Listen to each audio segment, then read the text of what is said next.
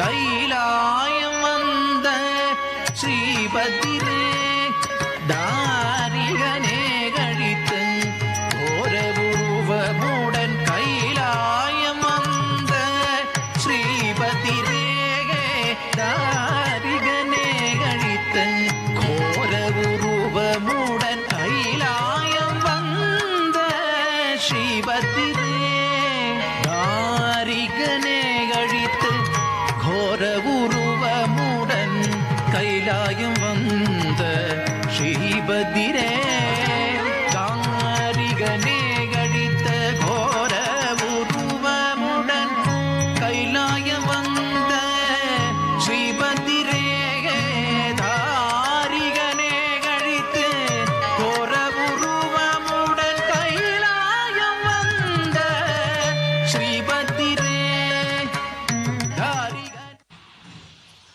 വളരെ മനോഹരമായി. അപ്പം നൃത്തത്തിന്റെ എല്ലാ ഭാവങ്ങളും ആവാഹിച്ച ഈ കലാകാരിയുടെ പേര് ഗൗരിനന്ദ. ഗൗരിനന്ദ. അപ്പൊ എല്ലാ ഭാവങ്ങളും